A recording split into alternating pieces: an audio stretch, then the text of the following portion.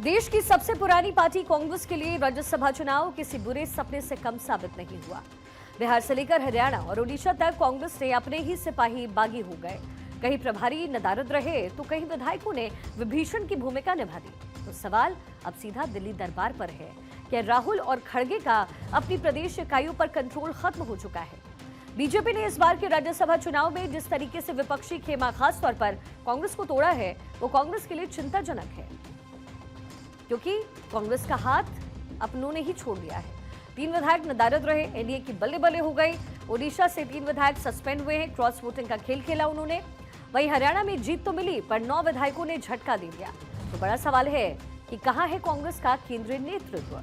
अब कांग्रेस सांप के निकल जाने के बाद लाठी पीटने वाली मुद्रा में है। बीजेपी ने बिहार में जिस तरीके से आरजेडी के मुस्लिम विधायक को मतदान से दूर रखने में सफलता पाई, वो जरूर विशेषज्ञों को भी चौंका रही है। दरअसल आरजेडी के विधायक आमतौर पर इस तरीके से पाला बदलने के लिए नहीं जाने जाते, या कम से कम ऐसा नहीं करते देखे जाते हैं जिससे सत्ता पक्ष को फायदा मिले। बीजेपी ने बिहार वाला दाव भी ओडिशा और हरियाणा में चला। हरियाणा में भले ही पार्टी निर्दलीय कैंडिडेट सतीश नंदल को चुनाव में जीत नहीं दिलवा पाई, लेकिन कांग्रेस 9 विधायकों को तोड़ने में सफल जरूर रही। बिहार में कांग्रेस की दुर्गति ने सबको चौंका दिया। जब मैदान में डटे रहना था, तब सेनापति ही गायब हो गए। बिहार प्रभारी कृष्णा अल्लावरू पटना तक नहीं पहुंचे और पीछे से 6 में से 3 विधायक ही गायब हो गए। नतीजा, एनडीए ने वो 5वीं सीट भी झटक ली जो विपक्ष की झोली में जा सकती थी। बिहार में 3 विधायक आए नहीं। बिहार में कांग्रेस के 6 में से 3 विधायक वोटिंग के दिन हो गए गायब। यहां तक कि पार्टी ने बिहार प्रभारी कृष्णा अल्लावरू खुद पटना नहीं गए। इस अनुपस्थिति का सीधा जो नुकसान है वो ये हुआ कि एनडीए ने बिहार से 5वीं राज्यसभा सीट जीती, जो कि विपक्ष के हाथ जा सकती थी। आरजेडी नेताओं ने इसे विश्वासघात करार दिया है। ओडिशा में तो कहानी और भी दिलचस्प है। यहां पर अनुशासन की धज्जियां उड़ गई। कटक की विधायक सोफिया फिरदौस ने पहले ही बगावती सुर छेद किए, लेकिन आला कमान सोता रहा। जब नतीजे आए तो कांग्रेस के 3 विधायकों ने बीजेपी समर्थित उम्मीदवार को जिता दिया और अब पार्टी सस्पेंशन की लाठी को पीट रही है। ओडिशा का पूरा मामला अब आप ग्राफिक्स के जरिए जरा आराम से समझिए। देखिए, बगावत सोफिया फिरदौस ने उम्मीदवार चयन पर आपत्ति जाहिर की थी। क्रॉस वोटिंग हुआ, 3 विधायकों ने बीजेपी समर्थित कैंडिडेट को दे दिया वोट।